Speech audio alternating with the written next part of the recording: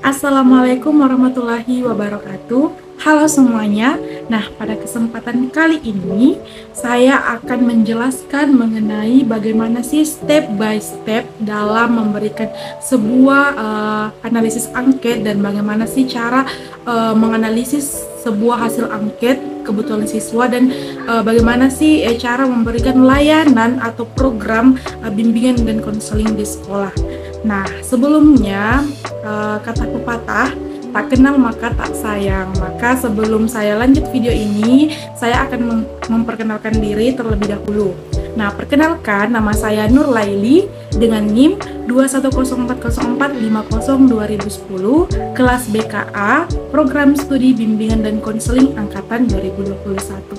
Nah, untuk lebih lanjutnya mengenai topik kita hari ini, silahkan simak video berikut ini. Baik, jadi pertama-tama saya itu sudah menyebarkan angket analisis kebutuhan siswa, di mana responden yang saya ambil itu siswa-siswi dari Man Palopo. Letaknya itu di Balandai, Kecamatan Bara, Kota Palopo. Nah, di sekolah tersebut yang menjawab angket saya itu sebanyak 37 orang responden, di mana dari ke-37 orang responden tersebut yang paling banyak itu mengisi jenis kelaminnya perempuan. Kemudian setelah itu saya memberikan 50 butir pertanyaan, di mana angketnya itu saya ambil dari buku panduan bimbingan konseling pada jenjang SMA. Nah, di dalam 50 butir pertanyaan tersebut itu ada 4 bidang terbagi. Ada bidang pribadi, sosial, belajar, dan juga karir. Nah, di antara keempat bidang tersebut, hasil analisis angket per bidangnya, ada bidang pribadi sebanyak 83,8% yang menjawab belum merasa percaya diri. Kemudian di bidang sosial itu 57,9% menjawab belum mengenal tentang perilaku sosial dan bagaimana bertanggung jawab di ruang lingkup sosial. Kemudian di bidang belajar itu ada 76,3% menjawab merasa kesulitan dalam memahami suatu pelajaran tertentu. Kemudian di bidang karir itu ada 83%, beda tipis dengan bidang pribadi, menjawab belum tahu bagaimana cara mendapatkan bantuan pendidikan atau beasiswa.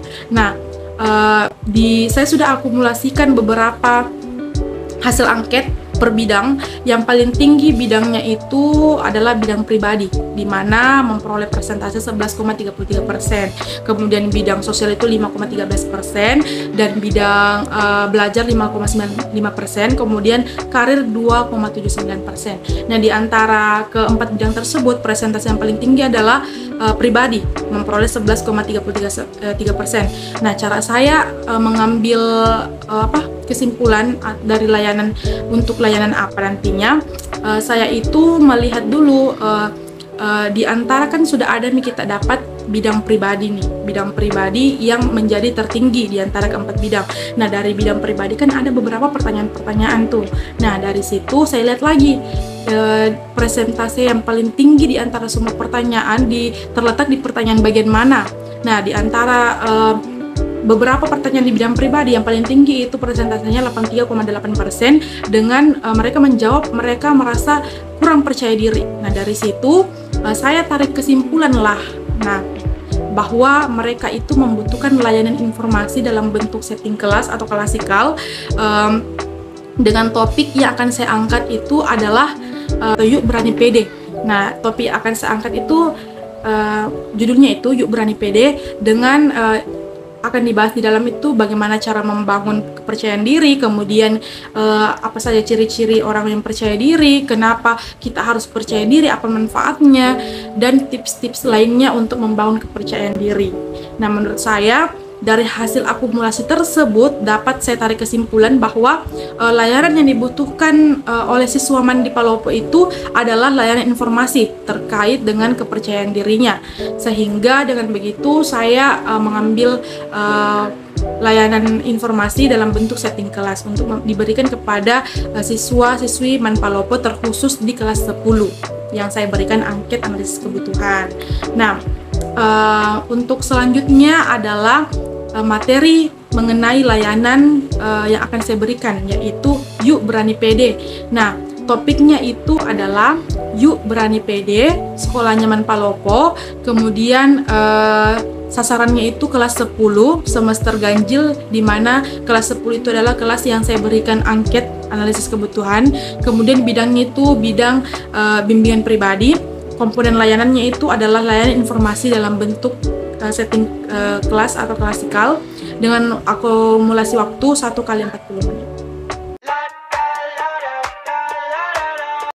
Selanjutnya, untuk topik dari layanan yang akan diberikan berupa layanan informasi yaitu Yuk Berani Pede. Nah, yang pertama adalah pentingnya rasa percaya diri. Jadi kita harus paham dulu apa pengertiannya. Jadi percaya diri itu merupakan salah satu aspek kepribadian yang sangat penting dalam kehidupan manusia. Orang yang percaya diri yakin atas kemampuan mereka sendiri serta memiliki pengharapan yang realistis, bahkan ketika harapan mereka tidak terwujud. Nah, mereka tetap berpikiran positif dan dapat menerimanya. Nah, menurut Tantaway dalam Kamus Istilah Bimbingan dan Konseling 2005, percaya diri adalah kondisi mental atau psikologis seseorang di dalam dirinya yang memberi keyakinan kuat pada dirinya untuk berbuat ataupun melakukan sesuatu tindakan tertentu. Orang yang tidak percaya diri memiliki konsep diri yang negatif, kurang percaya pada kemampuannya, karena itu sering menutup diri dengan lingkungannya. Yang kedua adalah proses pembentukan rasa percaya diri. Jadi ada rasa percaya diri itu tidak muncul begitu saja pada diri kita ya teman-teman. Ada proses tertentu dalam pribadi seseorang sehingga terjadilah pembentukan rasa percaya diri tersebut. Nah, secara garis besar terbentuknya rasa percaya diri itu yang kuat terjadi melalui proses sebagai berikut. Yang pertama adalah terbentuknya kepribadian yang baik sesuai dengan proses perkembangan yang melahirkan kelebihan ataupun kekurangan tertentu. Kemudian yang kedua, pemahaman seseorang terhadap kelebihan-kelebihan yang mereka miliki dan melahirkan keyakinan kuat untuk berbuat segala sesuatu dengan memanfaatkan kelebihan-kelebihan yang tersebut. Jadi kita harus pandai-pandai dalam memahami kelebihan kita. Yang ketiga, pemahaman dan reaksi positif seseorang terhadap kelemahan-kelemahan yang dimilikinya agar tidak menimbulkan rasa rendah diri atau kesulitan menyesuaikan diri. Jadi jangan insecure. Jadi kalian harus lebih baik lagi ke depannya. Kemudian yang keempat, pengalaman di dalam menjalani berbagai aspek kehidupan dengan menggunakan segala kelebihan yang ada pada dirinya. Jadi untuk itu di sini kita itu harus tahu bagaimana sih kelebihan kita. Jadi di dalam angket tadi itu, di dalam angket hasil analisis kebutuhan, masih banyak ya dari teman-teman yang belum paham mengenai potensi dirinya, masih ada yang belum bisa membedakan antara minat, bakat, hobi, dan lain sebagainya. Jadi mungkin itu yang membuat kalian semua itu merasa kurang percaya diri. Misalnya kita ingin berbicara di hadapan banyak orang nih, atau contoh kecilnya kita lagi pengen presentasi di depan teman-teman kita dulu nih. Nah, pasti kan kita akan merasa meskipun kita sudah belajar atau kita baca lah setidaknya makalahnya, tapi saat kita berdiri di depan teman-teman itu kan pasti rasanya berbeda ya. Adalah suasana yang berbeda. Nah, pastinya itu biasa kita langsung ngeblank, langsung lupa apa sih yang tadi mau saya bilang, apa sih selanjutnya ini apa ya. Nah, dengan begitu itu karena kita itu tidak ada atau kita itu belum menyiapkan segala sesuatunya secara matang. Makanya itu terkadang kita itu langsung menciut nyalinya, tidak mau tampil lagi karena merasa aduh, saya itu kemarin ditertawakan oleh teman saya karena saya bicaranya gagap di depan mereka, saya tidak tahu apa yang mau saya bilang. Nah, makanya kunci dari kepercayaan diri itu kita harus menguasai suatu hal tertentu agar kita bisa menampilkan yang terbaik di depan orang-orang. Itu salah satu contohnya, public speaking. Kemudian apa sih ciri-ciri dan manfaatnya orang mempunyai rasa percaya diri itu? Nah, yang membedakan orang antara yang mempunyai rasa percaya diri dan tidak itu apa? Nah, ternyata ada banyak hal yang membedakan mereka, antara lain. Yang pertama itu berani tampil beda. Orang yang percaya diri itu adalah seseorang yang hampir pasti memahami dirinya sendiri. Itu yang penting, mengerti kebutuhan dirinya, kemudian mengerti keterbatasannya bagaimana, sehingga jadilah ia seorang yang berani tampil beda di depan orang. Tentunya dalam hal positif ya, jangan negatif. Kemudian yang kedua adalah berani menerima tantangan. Bukankah ketika kita belum mencoba, itu kita belum tahu persis kapankah kesiapan kita? Nah, berani menerima tantangan berarti berani untuk belajar sesuatu yang baru. Jadi jangan takut untuk mengambil keluar dari zona nyaman, kemudian asertif. Berarti tegas, punya pendapat, serta berani berkata tidak. Nah, seseorang yang percaya diri itu tentu bersikap tegas, sebab ia berilmu, tahu kapan saat untuk berkata ya, dan tahu kapan saat berkata tidak. Nah, itu orang asertif. Kemudian 4, mandiri. Seorang yang percaya diri adalah seorang yang mandiri. Ia percaya pada kemampuan dan kekuatan dirinya seperti apa di dalam mengatasi permasalahan-permasalahan dalam dirinya sendiri. Yang kelima, selalu bereaksi positif dalam menghadapi masalah. Nah, reaksi positif ini misalnya dengan tetap tegar, sabar, tabah dalam menghadapi permasalahan yang pastinya banyaklah permasalahan hidup. Kemudian manfaat rasa percaya diri. Manfaatnya, nah yang pertama itu menjadi pribadi yang tahan banting, tidak mudah terpengaruh oleh orang lain. Jadi jangan terpengaruh oleh omongannya orang. Kemudian yang kedua, mampu mengatasi keadaan dengan baik. Kemudian yang ketiga, mengetahui kemampuan dirinya sendiri. Nah ini yang paling penting, sehingga mengerjakan segala sesuatu tuh secara efektif dan efisien karena tahu apa kelebihannya. Kemudian 4, memandang semua hal secara optimis. Kemudian yang kelima, kualitas kepribadian akan meningkat. Nah, ada pula cara membangun rasa percaya diri itu. Yang pertama adalah bangun mindset positif secara meningkat. Jadi percaya diri itu yang pertama selalu berpikir positif. Bila kita sering merasa gagal saat akan melakukan sesuatu, maka tindakan yang harus dijalani itu kita harus berpikir yang positif dulu. Kemudian apalagi makanya mulai saat ini cobalah membangun mindset yang positif dulu lah, dengan mengatakan saya bisa jika saya mau.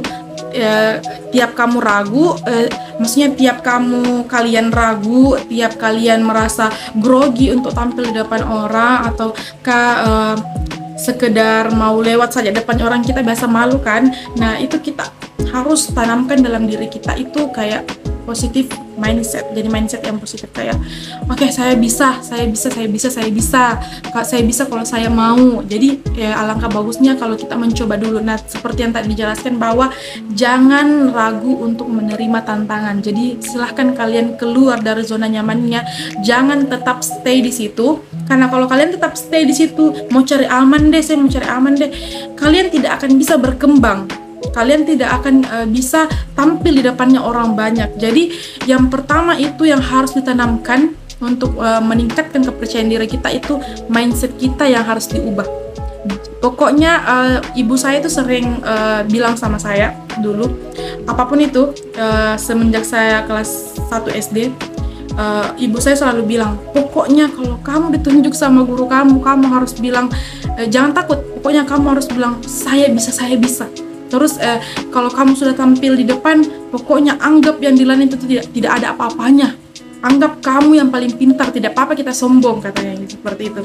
Jadi tidak apa-apa kita sombong untuk membuat diri kita dalam artian sombong bukan yang negatif ya, dalam artian ini sombong yang positif lah, yang bisa membuat kita menjadi lebih percaya diri seperti itu. Jadi anggaplah orang yang di bawah itu tidak tahu apa-apa, pokoknya kamu yang bintangnya di atas kelas, seperti itu. Jadi itu juga faktor orang tua juga sangat membantu ya untuk meningkatkan kepercayaan diri kita. Selanjutnya yang kedua adalah belajar bersyukur. Nah, cara meningkatkan percaya diri adalah dengan belajar bersyukur. Dengan bersyukur berarti kamu telah menghargai segala yang kamu miliki, mulai dari fisik kamu yang mungkin mohon maaf tidak prima atau lagi kondisi tidak lengkap, kemudian kata lain yang kamu miliki, hingga kesempatan untuk belajar. Kalaupun tiba-tiba kamu tuh merasa minder atau istilahnya anak-anak insecure, ingatlah bahwa ada kelebihan di balik kekurangan kamu. So let's grow up and learn how to be more grateful every day. Nah, yang ketiga, pelajari hal baru. Mulailah meningkatkan kepercayaan diri dengan mempelajari hal-hal baru. Semakin banyak wawasan yang kamu miliki, maka lambat laun kamu tuh tumbuh menjadi orang yang yakin pada kemampuan diri kamu sendiri. Yang keempat, evaluasi kelebihan dan kekurangan saat melakukan hal baru. Nah, tentunya ada resiko pasti gagal yang bikin kamu tuh jadi tidak pede. Hal seperti itu tidak boleh dibiarkan, teman-teman, karena tanamkan dalam diri kalian bahwa setiap orang itu punya kelebihan dan kekurangan masing-masing. Yang perlu itu dilakukan adalah mengevaluasi dan memperbaiki kesalahan tersebut. Selain itu, fokuslah pada kelebihan yang kalian miliki. Dengan memuji dan menghargai diri lewat kelebihan yang dimiliki, kalian itu dapat membantu meningkatkan rasa percaya diri. Jadi memuji diri sendiri tidak masalah ya. Kemudian yang kelima, berhenti untuk membandingkan diri dengan orang lain. Ini adalah permasalahan utama remaja. Sekarang ini banyak anak-anak remaja atau orang yang beranjak dewasa yang utamanya mereka mengalami quarter life crisis, sering merasakan kegelisahan di dalam dirinya. Kegelisahan tersebut terkadang muncul dari dan disebabkan oleh berbagai macam faktor. Nah, selain itu, kegelisahan yang sedang dialami tersebut dapat menimbulkan rasa membanding-bandingkan diri dengan orang lain, di mana ketika seseorang yang melihat seseorang yang lain itu lebih daripada dia, seperti lebih mapan lah, lebih cantik, lebih kaya, lebih pandai, dia itu langsung merasa ciut dan bertanya-tanya, mengapa hidup ini rasanya seperti tidak adil untuk saya, ya Allah. Nah, hal tersebut adalah sebuah perilaku toksik yang mana tidak akan ada habisnya jika kita terus membandingkan diri kita dengan orang lain atau seseorang yang lebih dari kita. Karena terdapat pepatah bahwa di atas langit masih ada langit, masih ada yang lebih tinggi. Untuk menghindari perasaan tersebut, tentunya kita harus menyadari dan menerima apa adanya dengan apa yang sudah Tuhan beri, dengan tetap semangat dan terus meningkatkan kemampuan dalam diri kita sendiri. Nah, yang ketujuh, awali dengan doa. Sebelum memulai sesuatu dengan berdoa, kita harus berdoa lah pokoknya, karena rasa grogi kita, rasa kurang percaya diri kita itu akan berkurang insya Allah, dan kita itu akan lebih merasa tenang karena kita berdoa. Nah, itu ya teman-teman mengenai cara menumbuhkan rasa percaya diri dalam diri kita. Jadi setelah kita melakukan layanan klasikal ini, layanan informasi ini diberikan kepada teman-teman semua, saya harap kalian itu bisa tahu sekarang potensinya apa, gali terus, asah terus bakat, minatnya, hobinya, pokoknya digali terus sampai kalian tahu ternyata kelebihannya seperti ini. Sehingga kalau kalian sudah tahu potensi diri kalian, kelebihan kalian seperti apa, itu akan jauh lebih mudah untuk meningkatkan rasa percaya diri kita. Kemudian setiap orang itu pasti punya kelebihan dan kekurangannya masing-masing. Oleh karena itu, jangan fokus pada kekurangan, tapi fokus pada kelebihan saja. Dengan begitu akan lebih mudah untuk meningkatkan rasa percaya dirinya kalian. Nah, setelah itu pandai-pandailah dalam bersyukur, karena Allah itu sudah memberikan setiap hamba itu porsinya yang berbeda-beda sesuai dengan kebutuhannya. Jadi kita harus pandai dalam bersyukur, karena kalau kita bersyukur, insya Allah itu nanti Allah akan berikan hal-hal yang tidak terduga, bahkan hal-hal yang kalian sebenarnya tidak pikirkan itu Allah akan kasih kalau kalian pandai dalam bersyukur. Makanya harus selalu bersyukur supaya rasa percaya diri kalian itu lebih terasa, lebih meningkat. Dan jangan lupa setiap melakukan segala aktivitas, setiap melakukan segala sesuatunya, mulai dengan doa. Insya Allah kalau kalian merasa grogi, kalau kalian merasa tertekan atau merasa gelisah, dengan berdoa dan mengucapkan bismillah, insya Allah Allah itu akan menenangkan hati kita supaya kita tidak terlalu grogi kalau makan di depannya orang. Nah, apalagi jangan membanding-bandingkan diri kalian dengan orang lain, karena kalau kita membanding-bandingkan diri kita dengan orang lain itu tidak akan ada habisnya. Karena seperti yang saya katakan tadi, bahwasanya Allah itu sudah memberikan porsinya masing-masing sesuai dengan kebutuhannya kita. Jadi bagaimana kita pandai-pandai saja lah dalam bersyukur. Jangan selalu membandingkan diri kalian dengan orang lain, dia lebih cantik, dia lebih mapan, dia lebih pintar. No, jangan seperti itu. Pokoknya kalian itu fokus pada dirinya sendiri saja. Karena dengan begitu kalian itu akan tahu kelebihan kalian. Karena kalau kalian melihat orang lain lebih dari kalian, kalian selalu membandingkan diri kalian dengan orang lain, kalian tidak akan tahu potensi diri kalian itu di mana. Kalian tidak akan tahu kelebihan saya itu di mana. Karena kalian fokus sama orang lain. Cobalah fokus sama diri kalian sendiri, asah kemampuan yang dimiliki, asah potensi-potensi yang dimiliki. Contohnya misalnya, kak saya itu potensinya di bidang menyanyi misalkan. Nah, kalau menyanyi, ikutlah organisasi ekstrakurikuler di sekolahnya menyanyi, atau sanggar-sanggar seni yang cocok dengan hobi kalian. Dengan begitu kalian akan pasti sering ikut lomba lah, rajinlah ikut-ikut lomba. Supaya apa? Di situ itu kalau kalian selalu tampil, insya Allah nanti rasa percaya diri itu akan meningkat dengan sendirinya, akan berkembang dengan sendirinya. Karena apa? Karena kebiasaan. Jadi jangan malas atau jangan takut untuk mengambil sebuah tantangan. Keluarlah dari zona nyaman kalian, karena kalau kalian selalu di situ, stuck di situ, kalian tidak akan bisa berkembang. Jadi cobalah untuk melihat dunia lain yang berbeda di luar sana. Oke, mungkin cukup sekian yang dapat saya sampaikan mengenai menumbuhkan rasa percaya diri. Jadi yuk sama-sama kita harus pede.